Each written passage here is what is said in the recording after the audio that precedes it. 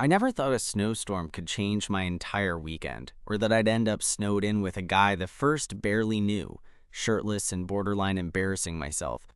But here we are, and honestly, I'm still trying to piece together how exactly it got this weird and unexpectedly electric. So picture this. It's Friday afternoon, and I'm sitting in this cramped coffee shop in the middle of downtown, waiting for my usual ride home after work. I was already drained from a brutal week, and all I wanted was some quiet, a hot cup of coffee, and maybe a mediocre movie on Netflix. But then this guy walks in, tall, with these kind of messy dark hair that looked like he'd just rolled out of bed, and an easy crooked smile. He ordered his coffee, caught my eye with this awkward nod, and then just sat down at the table next to me without really asking. Bold, right? His name's Max, and honestly, I was more curious than anything. He worked in the building next door, he said, and was stuck here because all the buses were canceled thanks to this sudden snow warning. Funny enough, I'd just come from a meeting where my boss promised minimal weather impact, which was clearly a lie. As the snow started coming down harder, the coffee shop didn't just get colder, it got emptier until it was just the two of us, watching the snow pile up on the windowsill. That's when Max started talking about everything. His weird job in graphic design, his obsession with old vinyl records, and some hilarious disaster of a date he had last year. I found myself laughing more than I had in weeks. And yeah, maybe there was a bit of that new guy vibe, the kind that makes you sit a little straighter and pay a little more attention, even when you're trying not to. Then came the announcement on the TV in the corner.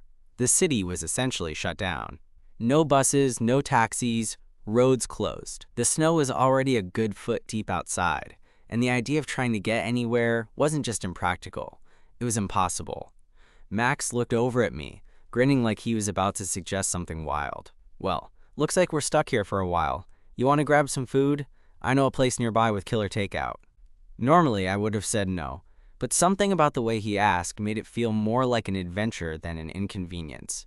We stepped out into the snow, and that's when the real story started. The wind was brutal, and my jacket was doing a terrible job at keeping me warm. Max, being the confident guy he was, shrugged off his own coat like he was Invincible Man or something, and somehow ended up shirtless in the snow, shivering, but laughing like it was the best kind of ridiculous.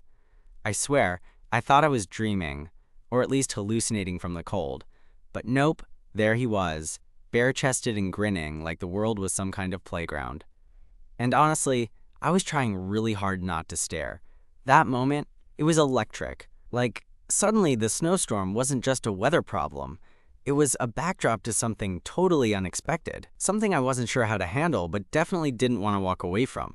And that's where things get interesting. Because snowed in with a shirtless stranger isn't exactly my usual Friday night. But somehow, it might just turn into the best one I've ever had. I stood there, half frozen, trying to process what the hell was happening. Max was grinning like a kid daring me to join in the madness, shirt off in the middle of a snowstorm, and for some reason I couldn't help but admire how comfortable he looked, like the cold wasn't even a thing for him. "Dude, you're crazy," I said, shaking my head as I pulled my coat tighter around me. He just laughed and shrugged. "Maybe, but you're gonna regret not taking your shirt off when we get back inside. Trust me." I raised an eyebrow, trying not to smile. "Yeah? What's that supposed to mean?" He looked at me sideways, this glint in his eyes that made me feel like maybe there was more to this than just a dumb bet or some reckless impulse. "You'll see. Come on, let's get some food before the place closes." The walk to the takeout joint was a mix of shivering, slipping on icy sidewalks, and Max making jokes about his survivor skills and how I needed to toughen up. I wasn't about to argue, but I was definitely starting to warm up. Not from the cold, but because of him. Inside the little diner, it was warm and smelled like fried food and coffee. We ordered way too much, like a ridiculous amount of fries, burgers, and some chili cheese fries, that Max swore were a must-try. We found a booth by the window where we could watch the snow keep falling, thick and relentless. Sitting there, eating way too fast because the warmth was kind of intoxicating, I realized something. This guy wasn't just some random stranger. The way he talked, laughed, and even the way he looked at me when he thought I wasn't paying attention, there was something real there. Not just surface level friendly, but something genuine. So I said, between bites, "You're telling me you just walk around shirtless in the snow all the time?" He grinned, wiping a bit of mustard off his lip. "Only during disasters. It's a tradition." "Well, it is now," I laughed. "That's messed up. You're probably going to catch hypothermia." "Maybe," he said, "but I'm betting you'd do it too if you weren't so scared of cold." I gave him a look. "I'm not scared. Just practical." He leaned back, propping his feet up on the edge of the booth, clearly enjoying pushing my buttons. Practical's overrated. Sometimes you need to just do something dumb and fun, like getting snowed in with a stranger and eating way too many fries. I shook my head but smiled. There was no denying the vibe between us was shifting, getting warmer in a way that had nothing to do with the diner's heater. Eventually, the snow showed no signs of letting up. We both knew we couldn't just hang out at the diner forever, even if we wanted to. So, we braved the storm again, trudging back toward the coffee shop where it all started. When we got inside, I could feel the cold biting through my jacket, even though the heater was on full blast. Max, on the other hand, looked like he'd already warmed up, but still didn't put his shirt back on. He just shrugged, like it was no big deal. "Seriously, you need to put that back on before you freeze your ass off," I said, trying to keep the tone light even though I was worried. He grinned, flashing me that crooked smile again. "Not yet. I'm good."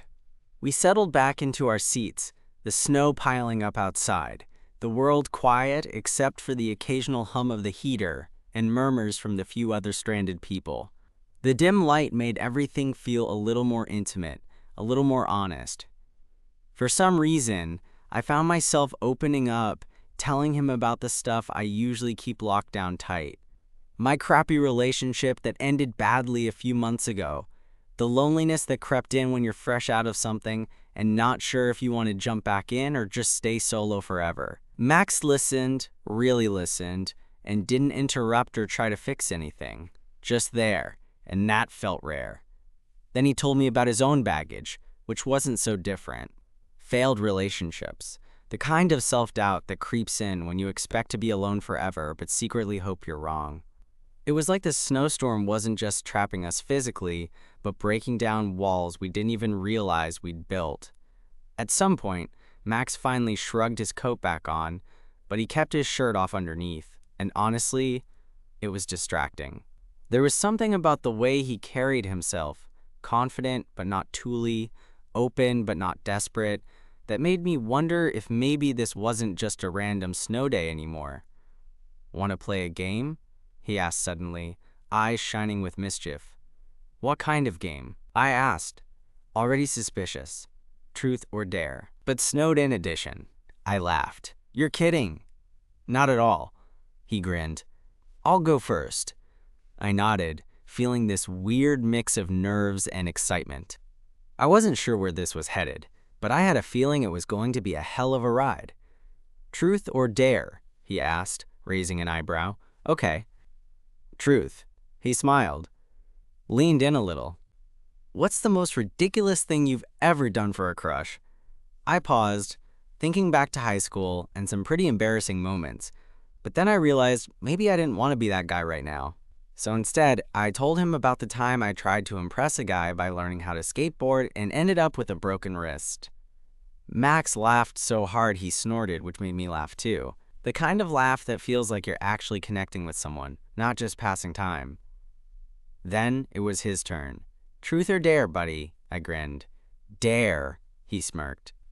"All right, I dare you to take off your jacket." I blinked, caught off guard, but the warmth in his eyes made it feel less like a challenge and more like an invitation. So I shrugged it off, revealing my thin shirt underneath, which suddenly felt way too light for the cold. He gave me an approving nod. "See? Not so bad."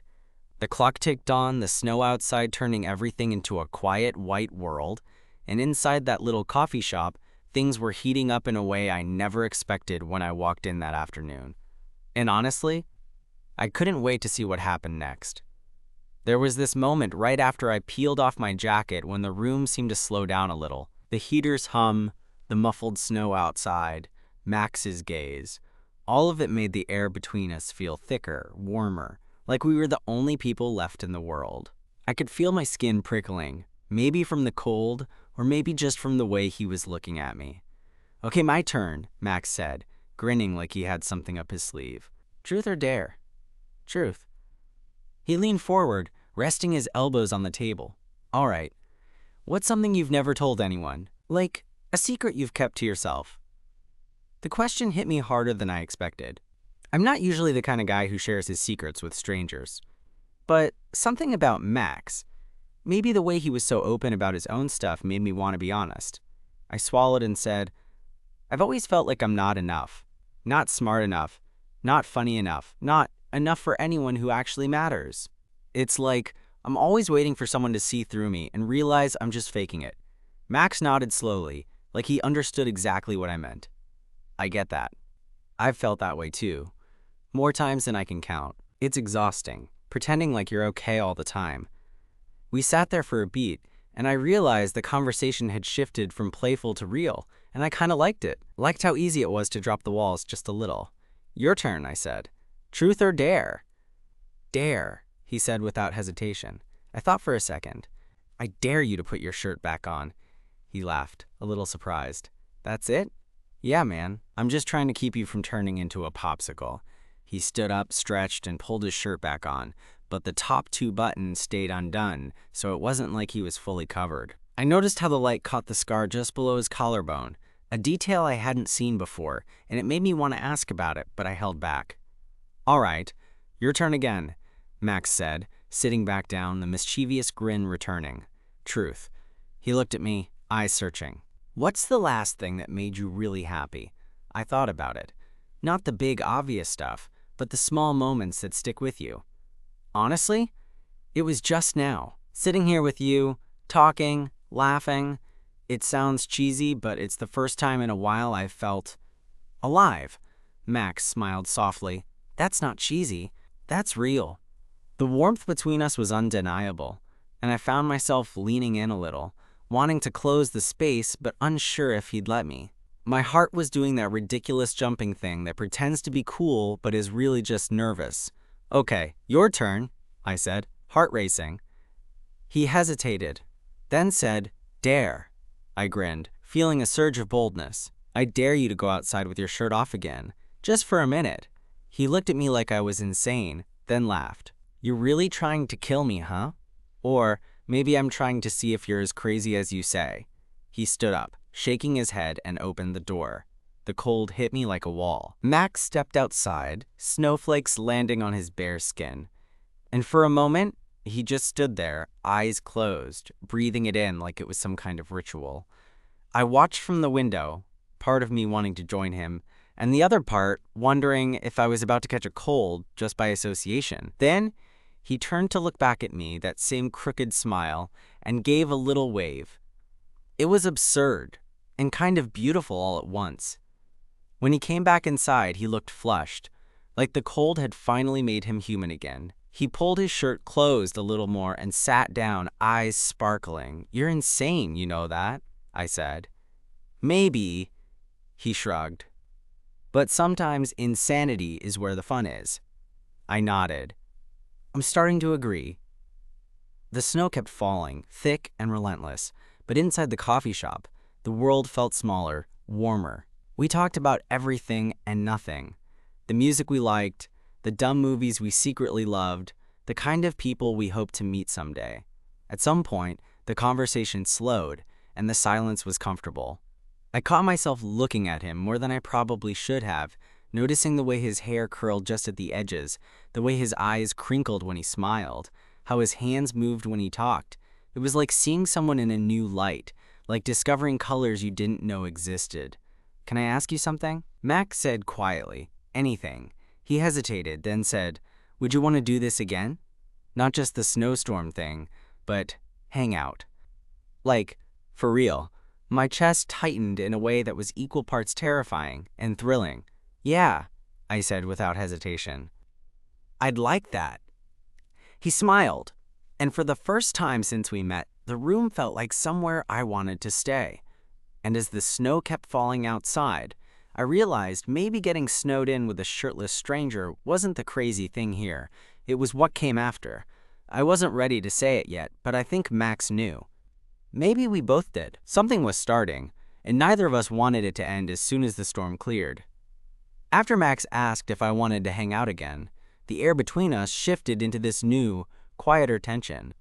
It wasn't the nerves you get when you're uncertain what's coming next, but something softer, more hopeful, maybe even a little vulnerable. I cleared my throat, trying to play it cool even though inside I felt like my heart was running a marathon. "Definitely," I said, smiling. "I mean, you're fun to be stuck with during a blizzard. I can only imagine what the summer's like." He laughed, a low, easy sound that made the space between us feel smaller. "I'm glad you think so. I'm not always this ridiculous, I swear." "Yeah, right," I teased. "You're just charming enough to get away with it." We both laughed again, the kind of laughter where you don't worry about how you sound because it's genuine and easy. For a moment, the world outside felt miles away, hidden behind frosted windows and snowdrifts. The night was creeping in, the coffee shop's lights dimming slightly as they prepared to close. Neither of us wanted to be the one to say it first, but eventually Max glanced at his phone and then back at me. "Looks like the storm's not letting up anytime soon," he said. "You think you're okay to get home, or—" I sighed, knowing the truth was there. The roads were probably still a mess, and the buses weren't running. Honestly, I wasn't sure if I'd be able to make it at all. But maybe it's better this way. Better how? I thought about it for a second and then shrugged. Weirdly, I'm kind of glad I'm stuck here with you instead of alone. Max gave me this look, half surprised, half something else I wasn't quite ready to name. "Me too." That was enough to push me over the edge.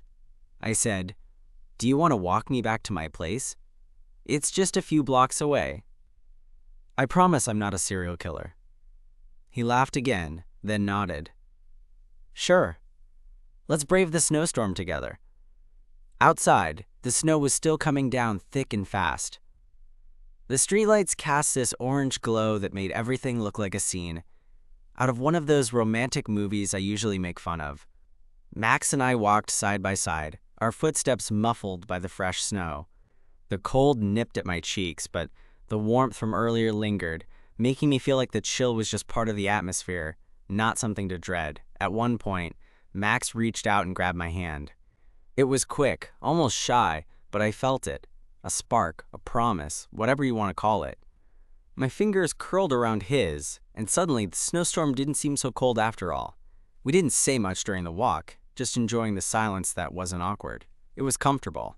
When we got to my apartment building, I fumbled with my keys, my heart still racing from that small touch.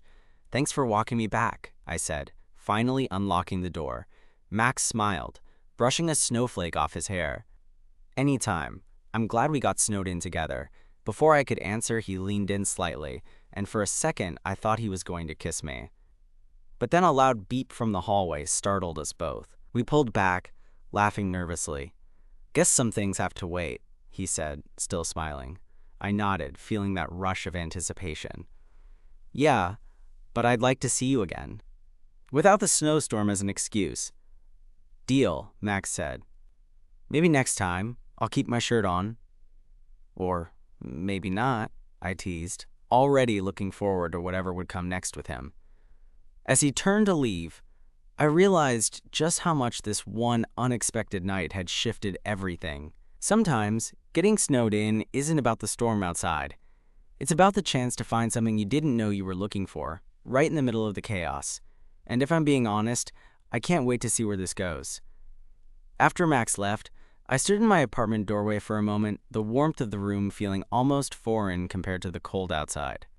My heart was still racing, and honestly, a part of me was buzzing with that mix of excitement and nerves that you get when something new and unexpected starts to feel like it might actually mean something. I couldn't shake the image of his bare chest in the snow, that crooked smile, or the way his fingers had laced with mine like it was the most natural thing in the world. I went inside, threw my jacket on the chair, and sat down on the couch, just staring at the snow falling steadily outside my window. The storm was relentless, and for the first time in a long time, I felt this quiet sense of possibility. Like maybe the universe was telling me to stop overthinking, to just live a little. The next day, I woke up to a world still blanketed in white. The roads were closed, the city pretty much at a standstill. My phone buzzed with a message from Max. Still snowed in. Wanna grab coffee at my place? I promised no shirtless antics this time. I smiled hard enough to wake the neighbors and typed back, "Deal. But I'm bringing the chili cheese fries from last night." An hour later, I was bundled up again, walking through the snow to Max's apartment. It was a small place, cozy, with mismatched furniture and the faint scent of coffee, and something woodsy. Vinyl records were stacked near a vintage turntable, and I noticed a framed picture of a mountain range. He said it was a trip he'd taken a few years back. We made coffee, sat on the floor with blankets, and listened to some old jazz records. The conversation flowed easily, and I found myself opening up more than I thought I would. Max was good at that. He had this way of making you feel like you were the only person in the room, even when it was just the two of you, and the sound of rain tapping on the window. At some point, Max reached over and took my hand again. No hesitation this time, just a quiet, steady connection that made the moment feel electric without needing words. "So," I said, breaking the silence, "what's your story? I mean, besides the obvious shirtless in snow thing." He smiled, a little wistful. "I guess I've always been the guy who pushes boundaries, maybe to see if I can touch something real. I've had my share of bad relationships, people who didn't get me or who wanted me to be someone I'm not. But I'm tired of pretending. I want to find someone who likes me for all my ridiculousness." I nodded, feeling an unexpected swell of protectiveness. "Me too. I've been burned before. It's hard to trust that someone won't walk away when things get messy." Max's eyes softened. "Maybe that's why this feels different. Like the storm trapped us together, but also gave us a chance to actually see each other." I looked at him, really looked at him, and suddenly the distance between friends and something more felt paper thin. "Max," I started, my voice quieter than I planned, "I'm glad you took your shirt off in the snow." He laughed, that warm, genuine laugh that felt like home. "Glad I did too." The day slipped into evening, and the storm finally started to ease. But inside that apartment, it felt like a new kind of storm was just beginning. One built on connection, vulnerability, and the thrill of maybe, just maybe, something real. As I left that night, snow crunching underfoot, I realized I hadn't felt this alive in a long time. And the best part? I wasn't just getting through the storm. I was starting to believe that maybe, with Max, I didn't have to. After that night at Max's place, things started to settle into this weirdly comfortable rhythm. We weren't officially anything. We didn't even use the word date. But there was this unspoken understanding that we were both leaning into whatever this was becoming. It was kind of refreshing, honestly. No pressure, no rushing, just two people figuring stuff out while the world kept turning outside. I found myself looking for excuses to see him again. Sometimes it was grabbing coffee, other times it was just hanging out, listening to records, or watching dumb movies. Max had this way of making the simplest things feel like they mattered. Like when he'd throw his head back, laughing at some ridiculous joke. Or when he'd run his fingers through that messy hair like it was a nervous tick. Those little moments started sticking with me. One evening, about a week after the snowstorm, Max invited me over for dinner. He'd cooked some kind of pasta with this spicy tomato sauce that smelled amazing. We sat on the floor again, plates on the coffee table, and I caught myself studying him more than I probably should have. The way his eyes lit up when he talked about his latest design project, the way his hands moved when he was explaining something, animated and alive. "So," I said, trying to keep my voice casual but failing miserably, "how come you never told me about that scar on your collarbone?" Max looked down at it, fingers tracing the faint line. "Ah, that. It's from a dumb accident when I was a kid, climbing too high in a tree, trying to impress some friends. Turns out, gravity's not a fan of show-offs." I laughed. "Sounds like you've always had a flair for the dramatic." He grinned. "Maybe, but I like to think I've learned a thing or two since then." There was a pause, and I felt this quiet weight in the air, as if something was just about to tip over into something new. "I'm glad you're here," Max said suddenly, voice low. I don't know what this is between us yet, but I like it. I like you. My chest tightened. I like you too. More than I thought I would so fast. He smiled, a little shy this time, and reached out to brush a stray lock of hair from my face. His touch was gentle, intentional, and I felt like the whole world had narrowed down to that single moment. I don't want to mess this up, he said quietly. You won't, I promised, my own voice barely above a whisper. We stayed there for a long time after dinner, just talking and laughing and occasionally stealing glances at each other that said everything without words. When it finally got late, Max walked me to the door, the night cool but nothing like the storm that had brought us together. At the threshold, he hesitated, then pulled me close, his hand resting lightly on the small of my back. The warmth of him surprised me, and before I knew it, we were kissing, slow and tentative at first, then deeper, like we were both making up for lost time. When we finally pulled apart, breathless and smiling, Max whispered, "So, want to come in? The night's not over yet." I didn't hesitate. Inside, the world felt smaller, safer, like all the noise and fear had been left outside. We fell onto the couch, tangled up in blankets, and each other. The way he looked at me, the way I felt when I was with him, was something I hadn't expected but couldn't deny. As the night wore on, I realized this wasn't just about the snowstorm or the weird shirtless dare. This was about two people finding something real in a world that so often felt chaotic and uncertain, and for once, I was ready to take that chance. Those first few weeks with Max felt like tipping into something quietly extraordinary. We didn't rush. There were no grand declarations or frantic promises. Just moments, small, honest, and steady, that built into something I hadn't thought I'd find again so soon. Comfort, trust, and a surprising kind of peace. One chilly evening, we found ourselves back at that coffee shop where it all began. Snow melting into slush outside. We were sitting side by side, sharing a single cup of coffee, the kind of easy silence wrapping around us like a familiar blanket. Max nudged my shoulder and smiled, his eyes warm with that same crooked grin. "Remember when I took my shirt off in the snow?" he asked, half teasing. I laughed, shaking my head. How could I forget? You were insane. But worth it? He challenged, raising an eyebrow. Definitely, I admitted, and for once, I wasn't just talking about the shirtless part. He reached over and squeezed my hand gently. I'm glad this storm forced us together. It's not lost on me how lucky we got. I looked at him, really looked, and felt my chest swell with something I struggled to put into words. It wasn't lightning or fireworks.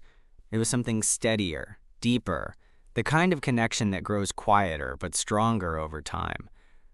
I was pretty lost before, I said softly. Not just in that snowstorm, but in general. I wasn't sure if I wanted to believe in this. Us. Max's smile softened. Me too. But now, I don't want to imagine it any other way. We stayed like that for a while, hands clasped, watching the city move around us. Outside, the world was messy and unpredictable, but in that moment, with Max beside me, it felt like maybe messy was okay. Maybe it was even beautiful. Walking him back to his place that night, I realized something simple but profound. Sometimes, the coldest storms can lead to the warmest places. And sometimes, all it takes is being brave enough to stay a little longer, to take a chance on someone who makes you feel like you belong. No fairy tale, no instant magic. Just two people, snowed in, figuring it out together. And honestly, I wouldn't have it any other way.